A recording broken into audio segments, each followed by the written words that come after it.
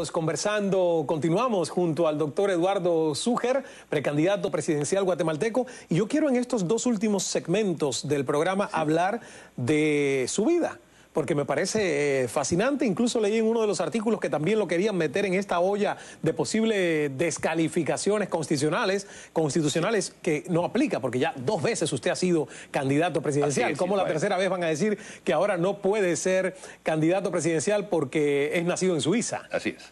¿Cómo es el hecho que usted me estaba contando de que realmente es guatemalteco de origen a pesar de haber sido nacido en Suiza? La Constitución de Guatemala establece que es guatemalteco de origen toda aquella persona que tenga padre o madre guatemalteca, aunque haya nacido fuera del territorio guatemalteco. Mi madre es guatemalteca. Por eso es que yo las veces anteriores entregué la partida de nacimiento de mi madre, que es nacida en Chimaltenango. Mi padre es ciudadano suizo. O sea, que aunque yo no hubiese nacido en Suiza, tendría el derecho a la ciudadanía Pero si suiza. no es demasiada pregunta indiscreta, porque me surge la duda, ¿dónde lo hicieron usted?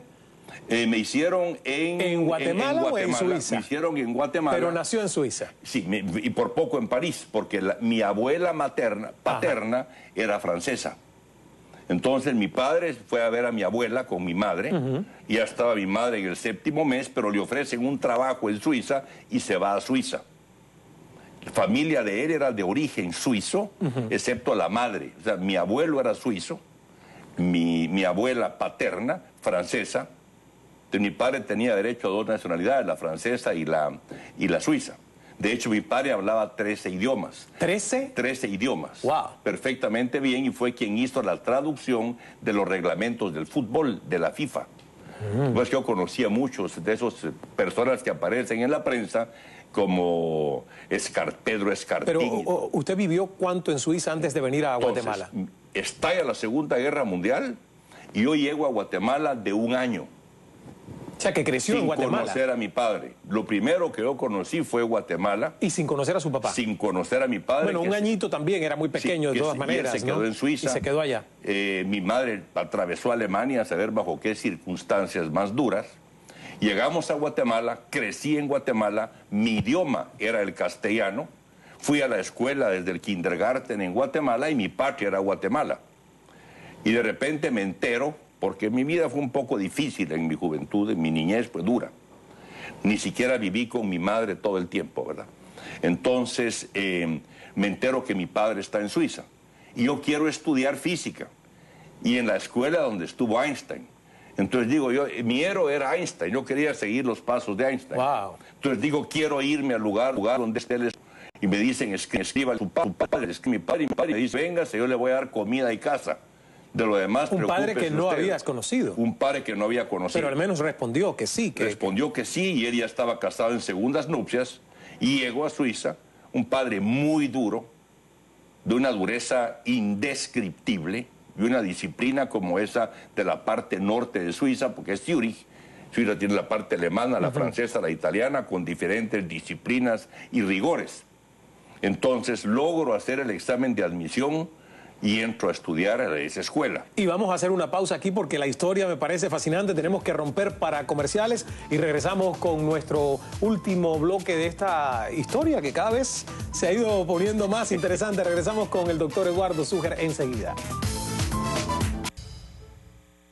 Ya estamos de regreso, el segmento final junto al doctor Eduardo Zújar, precandidato presidencial guatemalteco, y nos quedamos en esa historia fascinante de su vida, ya estando en Suiza y entrando a estudiar física. Así es, al Tecnológico Federal de Zurich, Suiza, la escuela de Einstein. Entro a Suiza con pasaporte guatemalteco, pero allá tengo el derecho de tener un pasaporte suizo. Así pago menos en la universidad y tengo doble ciudadanía. Y eso es válido si hago el servicio militar.